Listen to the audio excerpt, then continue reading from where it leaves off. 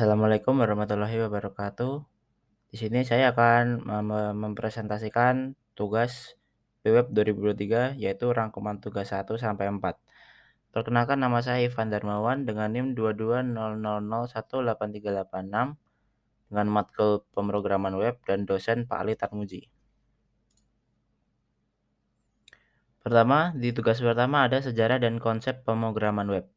Di sini kita diberikan 3 tugas, yaitu pendaftaran WA Group, pemasangan Google Calendar, dan pendaftaran di GitLab.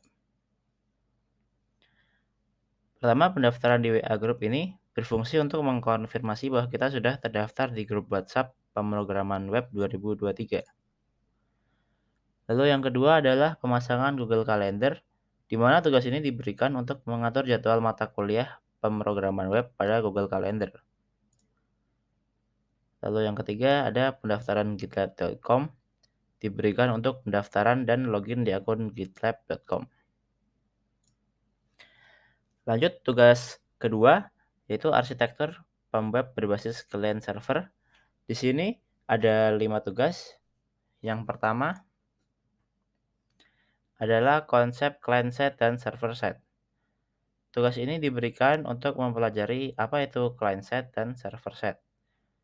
Di sini sudah ada pengertian, cara kerja, persyaratan, tools yang dipakai, dan bahasa scripting.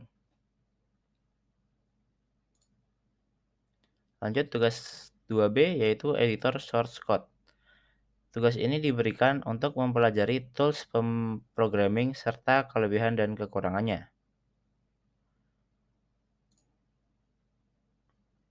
Lanjut ke 2C yaitu web server localhost, di mana tugas ini diberikan untuk mendeskripsikan fitur, kelebihan, dan kelemahan yang ada di SAMPP.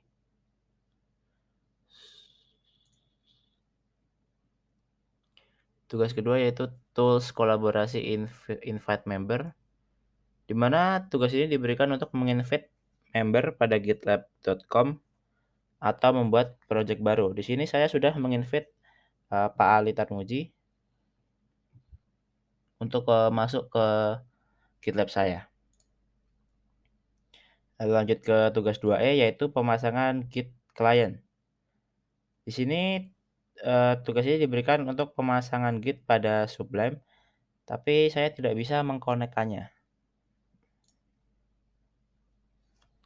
Lalu lanjut ke tugas 3 yaitu client side programming. Di sini terdapat 8 tugas yang diberikan. Yang pertama adalah pemahaman HTML. Di sini kita pertama-tama menjelaskan hyperlink.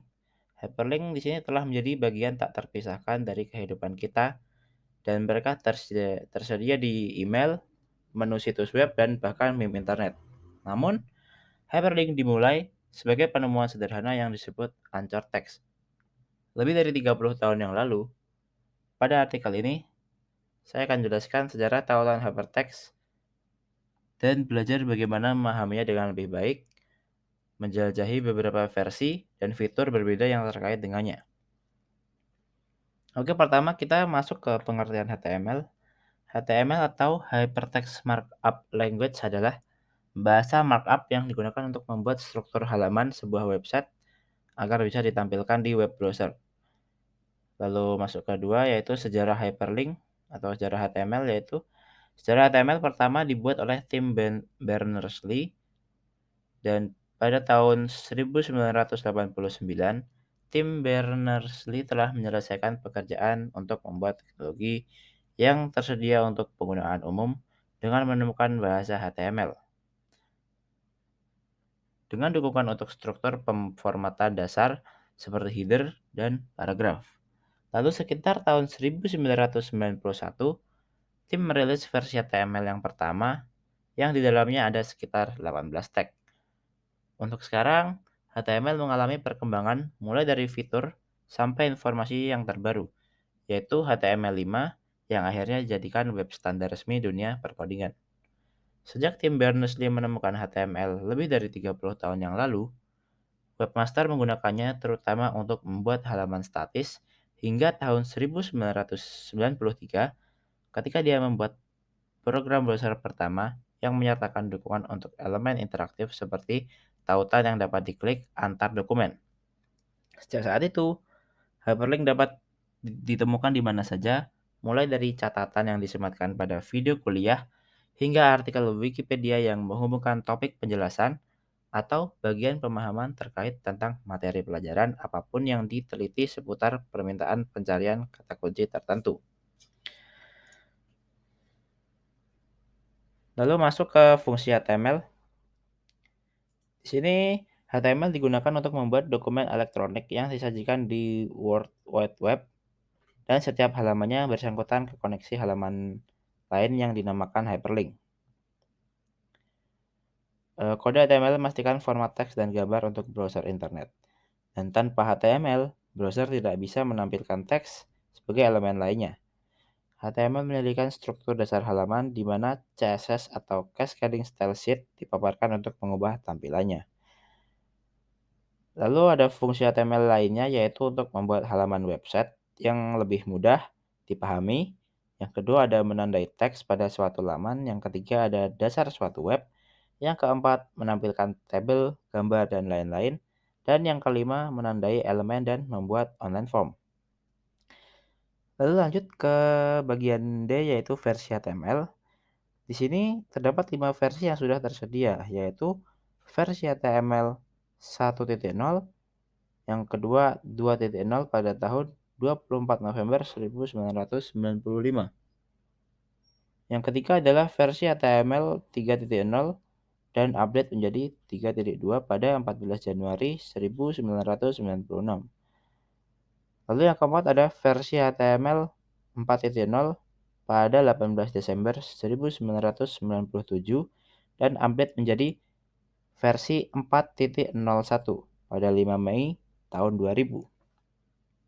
Lalu yang kelima atau yang terakhir adalah versi HTML versi 5.0 yang ada pada 28 Oktober tahun 2014. Lalu lanjut ke fitur HTML. Di sini saya memberi contoh fitur yang terdapat dari HTML versi 5. Yang pertama ada sintak lebih sederhana. Lalu yang kedua menunjang pengembangan web responsif. Yang ketiga sudah mendukung grafik vektor. Yang keempat menggunakan local storage untuk menganti cookie.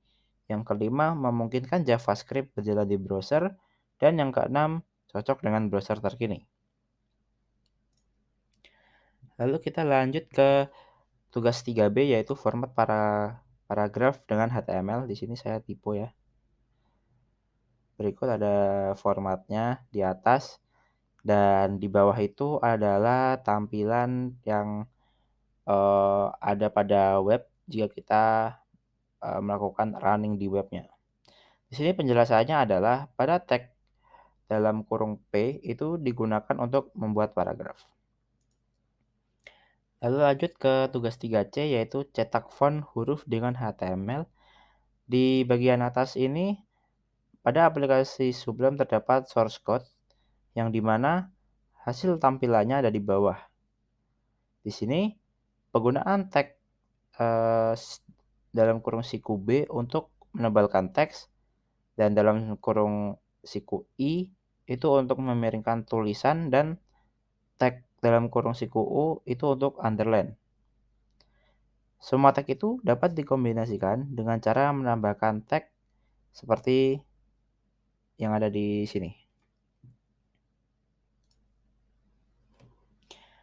Lalu lanjut ke tugas 3D yaitu teks pangkat dan bawah dengan HTML. Di atas sudah ada source code dan di bawahnya ada hasil runningnya. Di sini saya menjelaskan untuk penggunaan tag dalam kurung siku sub SUP itu digunakan untuk mencetak di atas huruf, sedangkan yang SUB itu digunakan untuk mencetak di bawah huruf. Lalu lanjut ke tugas 3E yaitu tag ganti baris.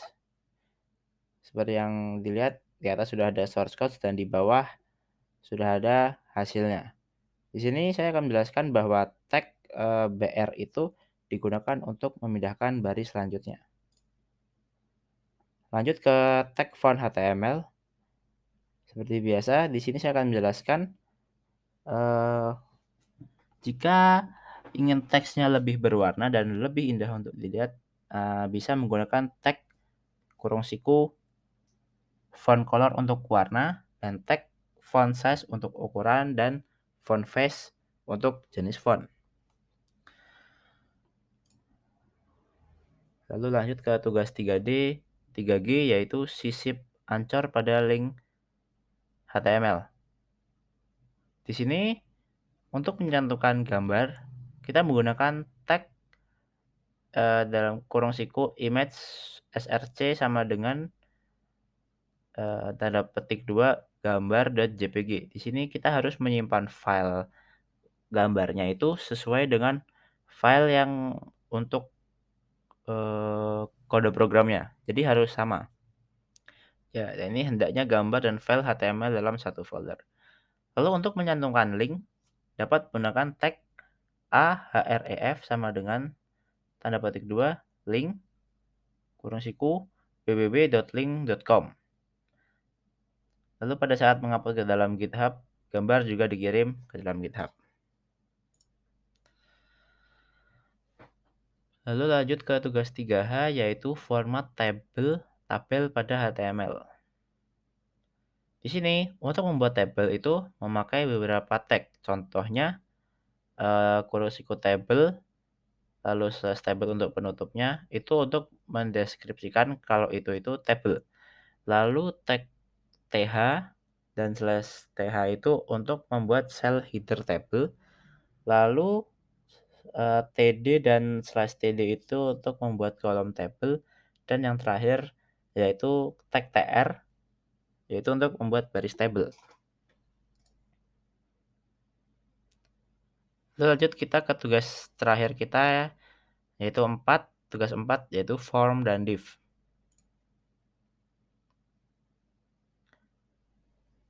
Di sini sudah ada contoh kode programnya dan di kiri ini dan di kanan ini sudah ada, eee, running-nya, apa namanya, jalan di webnya ini. Di sini kita menggunakan, eee, form dan div, di mana tag div itu fungsinya untuk sintak untuk membuat garis tepi dan tag form itu adalah sintak untuk membuat form.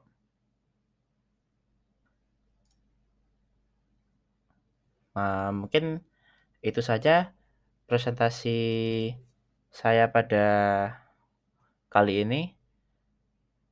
Jika ada kata-kata yang salah, mohon dimaafkan. Wassalamualaikum warahmatullahi wabarakatuh.